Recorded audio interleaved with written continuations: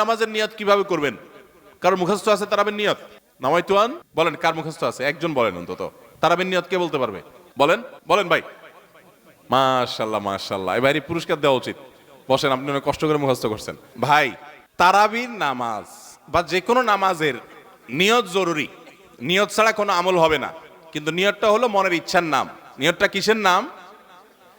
আমি ভাইকে দিয়ে নিয়তটা কেন শুনছি সেটা আপনারা জানেন? জানেন না আপনারা? আমি ওনাকে দিয়ে কেন শুনলাম বলেন তো? কে বলতে পারবেন? কে বলতে পারবেন না? আমি ওনার দিয়ে এই জন্য শুনছি যে ওইটা আমার জানা ছিল না। এটা হলো সত্য কথা।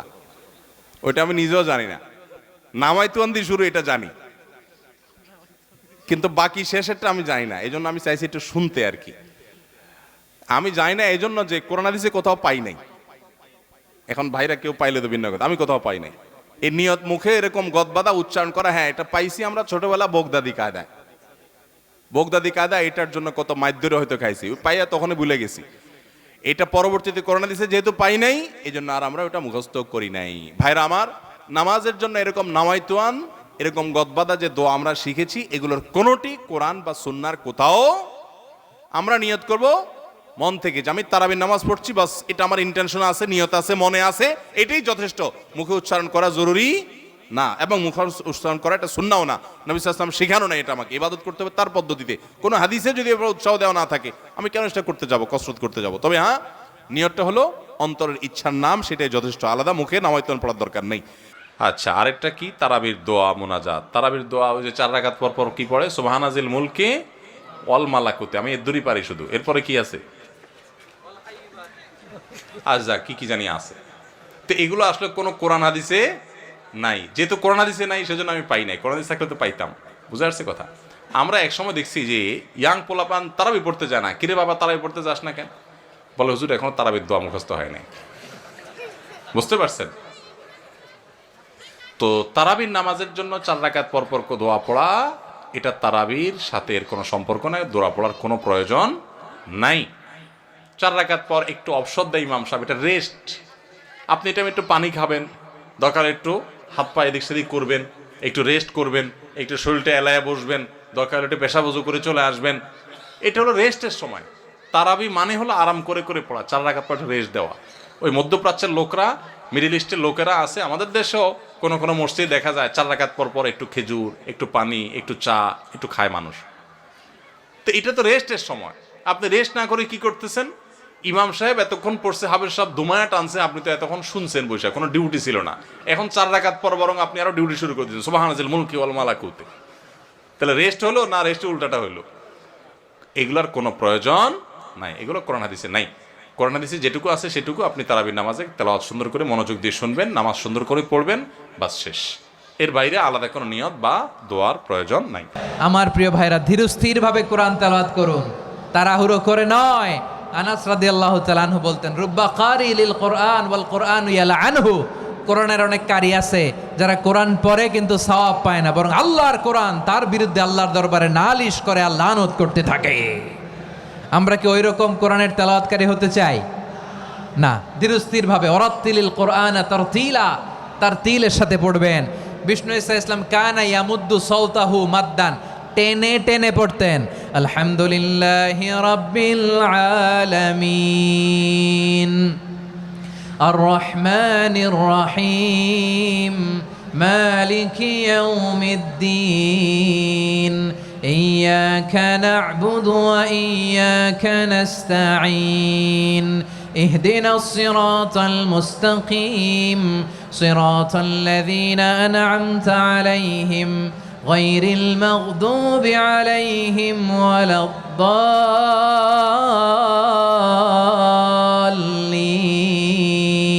পড়েন আমিন। কানা ইয়ামুদ্দু সাওতাহু মাদ্দান, টেনে টেনে পড়তেন।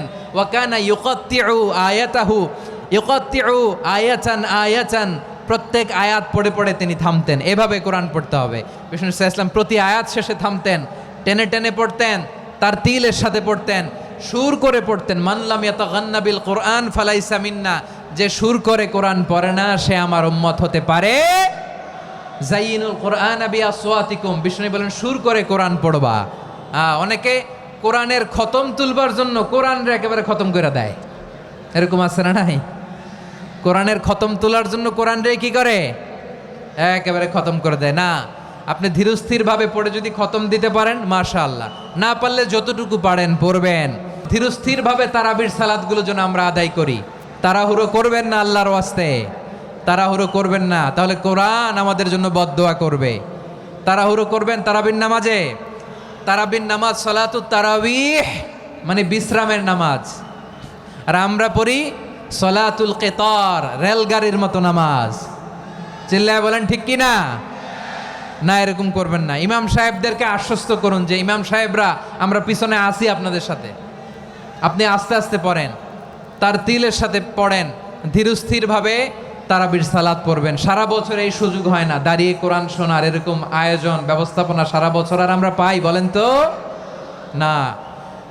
তারাবির সালাতের রাকাত বিতর্ক এড়িয়ে চলুন, রাকাত নিয়ে বিতর্ক করবেন না। 8 রাকাত 20 রাকাত নিয়ে যে মারামারি এই দেশে, এটা শয়তানের ফন্দি। চিল্লায় বলেন এটা কার ফন্দি? আমরা 20 রাকাত পড়ি, আপনারা হয়তো 8 রাকাত পড়েন, কোনো অসুবিধা নাই। আমরা যারা 20 রাকাত আমরা পড়তেছি, আমরা 20 রাকাতের কথাই বলি, 20 রাকাত আমরা পড়বো আজীবন। সৌদি আরবে মক্কা মদিনায় 20 রাকাত পড়ে, কোনো অসুবিধা নাই। অন্যান্য মসজিদগুলোয় 8 রাকাত পড়ে, এই নিয়ে এদের মধ্যে মারামারি আছে? হ্যাঁ, আর এই জন্য রাকাত বিতর্ক এড়িয়ে চলবেন। প্রিয় ভাইয়েরা, আপনার আমল আল্লাহর কাছে কবুল হবে সংখ্যার বিচারে না উত্তমতার বিচারে বলেন তো?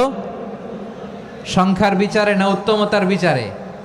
উত্তমতার বিচারে। কত চমৎকার ভাবে আপনি আল্লাহর সামনে দাঁড়াতে পারছেন এটা বিবেচ্য। রুকু সেজদাগুলো সুন্দরভাবে করবেন। রুকু থেকে সোজা হয়ে দাঁড়ানো ওয়াজিব, 2 সেজদার মাঝখানে সোজা হয়ে বসা ওয়াজিব। এই তাদিলুল আরকান বাদ দিলে হানাফি মাযহাব মতে সৌ সেজদা দিতে হবে, অন্য মাযহাব মতে নামাজই হবে না, আপনার নামাজই হবে না। এই জন্য ধীরস্থিরভাবে তারাবির সালাত যেন আমরা আদায় করি। পারা যাবে তো ইনশাআল্লাহ? সূরা তারাবি পড়া বেশি উত্তম নাকি খতম তারাবি পড়া উত্তম? অবশ্যই যদি আপনি কোরআনে কারীমের খতম পড়তে পারেন সূরা তারাবির চাইতে সেটা উত্তম, এতে কোনো সন্দেহ নাই। সূরা তারাবিতে তো সামান্য ছোট ছোট আপনি কেরাত পড়বেন, আর খতম তারাবিতে বড় বড় কেরাত পড়বেন, তো কোরআন বেশি তেলাওয়াত করাটা তো অল্প তেলাওয়াত করার চাইতে বেশি উত্তম, সেটা বলাই বাহুল্য। এই জন্য অবশ্যই খতম তারাবি উত্তম। কিন্তু খতম তারাবি যদি তুফান মিল গতিতে হয়, 5G 6G গতিতে হয়, তাহলে সেই খতম তারাবি যদি হয় যেই খতম তারাবিতে কি পড়েন হাবেশ সাহেবের শুধু ইয়ালামুন আর তালামুন ছাড়া কিছু না বুঝেন, তাহলে ওই রকম খতম তারাবি পড়ার চাইতে সূরা তারাবি পড়া উত্তম। কথা কি বুঝতে পারছেন? যদি হাবেশ সাহেব মাঝখানে কি পড়ে কিছুই বুঝেন না, শেষে শুধু আলামুন আর তালামুনের টান দেখে বুঝতে পারলেন যে এখন রুকুতে যাবে, তাহলে এই তারাবি পড়া আর না পড়াতে কোনো পার্থক্য নাই। অনেক জায়গাতে এরকম তারাবি পড়ে, ওই যে সোশ্যাল মিডিয়াতে কিছু কিছু ভিডিও পাওয়া যায়, হ্যাঁ, দেশের বাইরের, যে এমন গতিতে তারাবি পড়ে যে আপনি 3 আয়াত পড়তে না পড়তে তারা 1 রাকাত শেষ।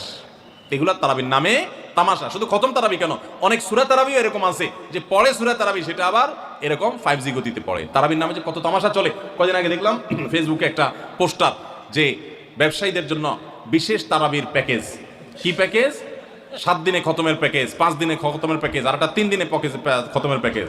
একটা রেজিস্ট্রেশন ফি 1400 টাকা, আর একটা রেজিস্ট্রেশন ফি বোধহয় 2000 টাকা, আর একটা রেজিস্ট্রেশন ফি আর একটু কম টাকা।